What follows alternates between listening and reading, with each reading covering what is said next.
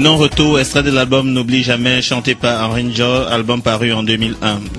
Donc, magnifique chanson pour revenir dans ce studio de Radio Cameroun Voice, continuer l'émission Omnivox avec Christian Yopafeze, qui est consultant canadien agréé en immigration et qui est également président et fondateur de Vision Canada Immigration.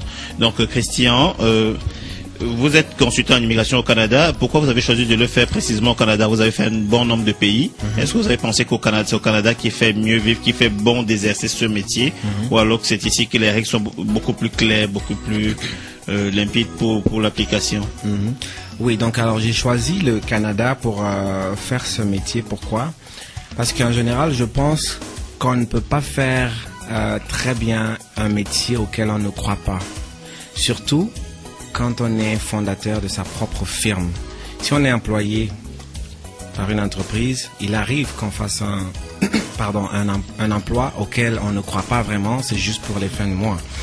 Mais si on crée une firme, il faut premièrement y croire. Il faut de la vision. Il faut de la vision, vous l'avez dit. Donc dans mon cas, il fallait que je croie à mon produit. Mon produit ici, c'est quoi? C'est le Canada.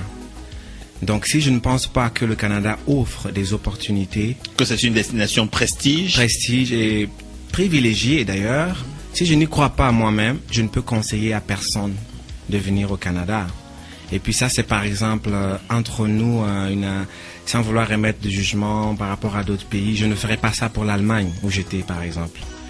Parce que la diaspora estudiantine ou jeune en Allemagne, elle s'accorde sur un point, c'est que life is tough.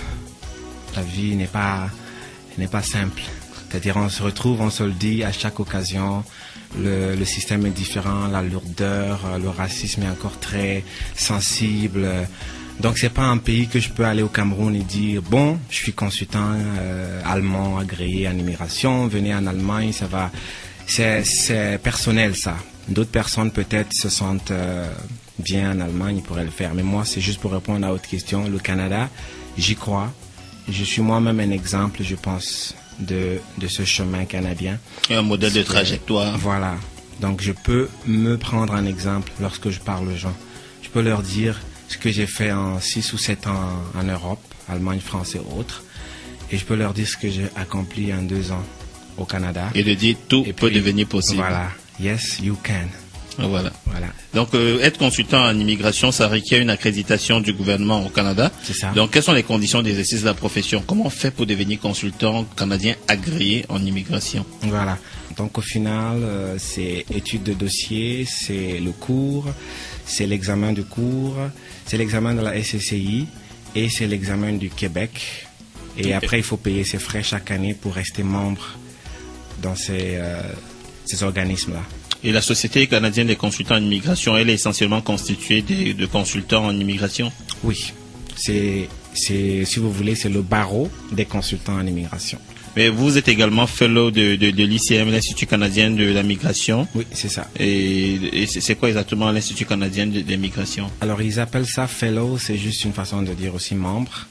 Mais ça a une connotation anglophone. Honorifique. Voilà, honorifique. C'est pour des membres d'honneur. Voilà, c'est pour donner un petit caractère honorifique, mais en réalité, c'est tout simplement membre. C'est un institut qui, parallèlement à la SCCI, fait la promotion de l'immigration pour le Canada et en même temps essaye de protéger les consultants en immigration et les informe de toute nouvelle loi qui puisse intervenir dans notre travail de chaque jour. Nous avons des dépêches qui nous arrivent. Nous sommes informés par l'ICM qui a par exemple un nouveau bulletin de notes qui a été émis par le gouvernement et qu'il faut prendre en compte parce que ça peut influencer nos critères habituels pour sélectionner un candidat. Peut-être ça changer ce genre d'informations importantes. Mais il faut dire que c'est une création de la SCCI. L'ICM, même si elle est censée être indépendante, elle est quand même née d'une forme de fusion qui a été créée par la SCCI. Et vous êtes également commissaire à la sermentation? Oui, c'est ça.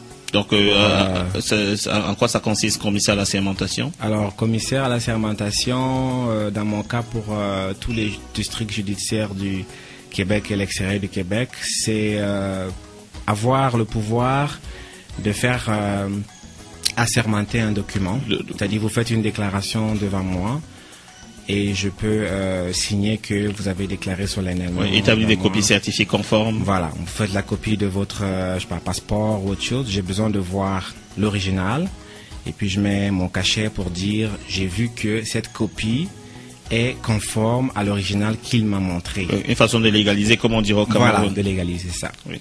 Oui, parce que vous avez des antennes en ce moment en Guinée. C'est ça, Guinée-Conakry, oui. En Suisse, où nous avons un représentant.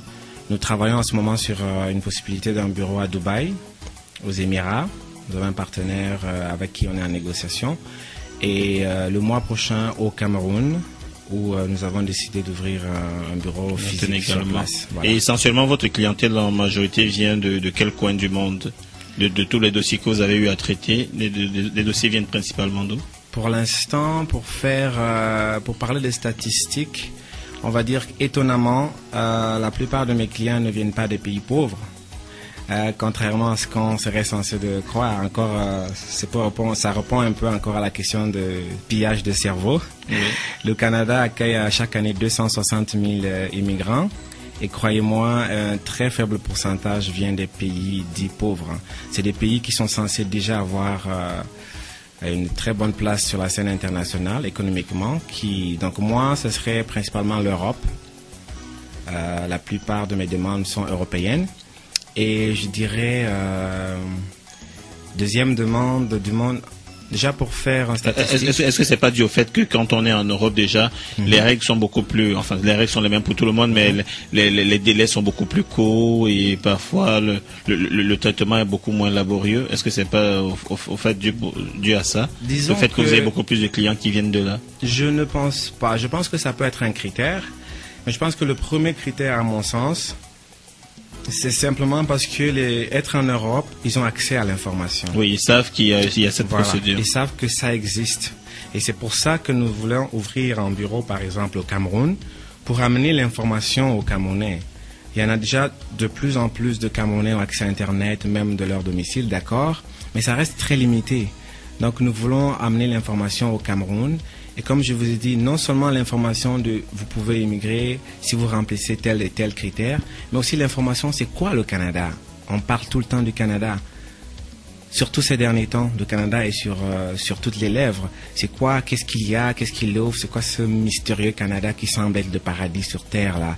Donc nous on veut un peu démystifier aussi parce que c'est un bel endroit, mais c'est pas non plus le paradis aussi sur Terre. Hein, c'est loin d'être le jardin d'Éden. Voilà, c'est plus d'opportunités, mais l'image que parfois les immigrants ont, c'est exagéré, même pas un petit peu, c'est exagéré.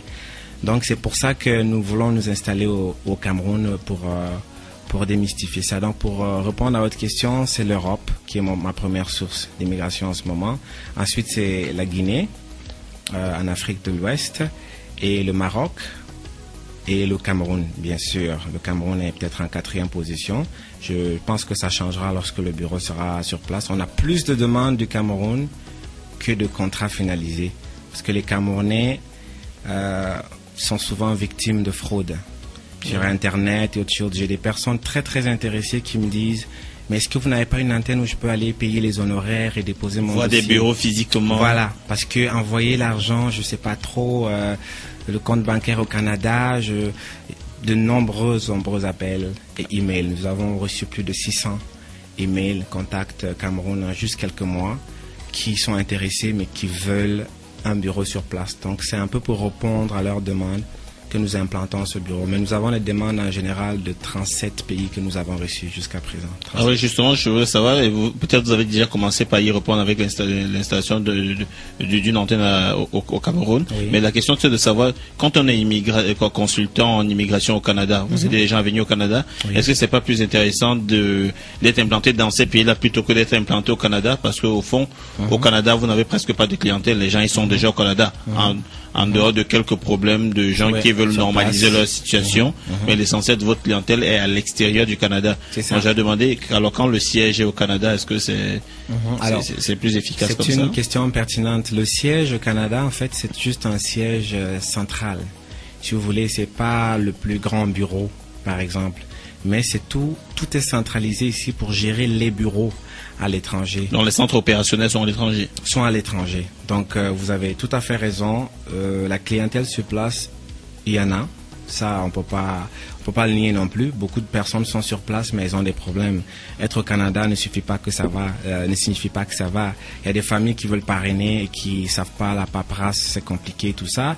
Il y a des gens qui sont dans des situations irrégulières, ils comprennent pas quels sont leurs droits, est-ce qu'ils en ont encore.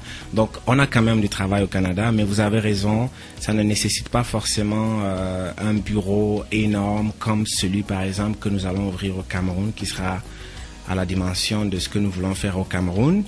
Les bureaux sont déjà trouvés pour Yaoundé. Et ce sera pour la sous-région. En dehors du Cameroun, ce sera aussi pour la sous-région. On a des demandes qui viennent de Centrafrique, du Tchad et du Gabon. Donc vous avez tout à fait raison, les bureaux de l'étranger sont plus pratiques que les bureaux au Canada. Parce qu'au Canada, c'est juste la direction générale, si vous voulez.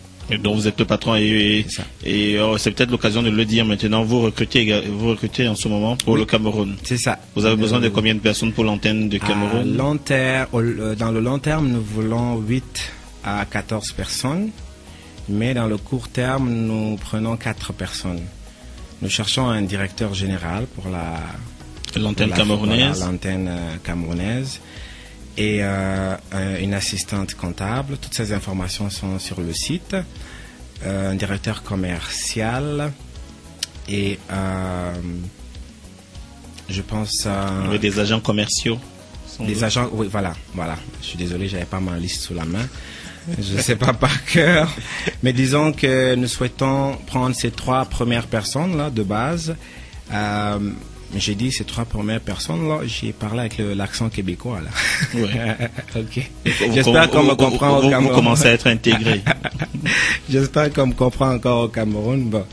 Alors, nous allons prendre plus de commerciaux parce que nous pensons que c'est un travail où il faudra faire connaître. Donc, nous n'avons pas besoin de beaucoup de personnes dans les bureaux qui vont s'asseoir et traiter les dossiers. Nous avons besoin de beaucoup de personnes qui vont dans les lieux où il faut. Qui vont faire de la pédagogie, expliquer. Voilà, qui expliquent aux gens, qui, s'il y a lieu, font des mini-conférences pour informer les gens des possibilités de qu'est-ce qu'il y a à faire, qu'est-ce qui est possible d'être fait.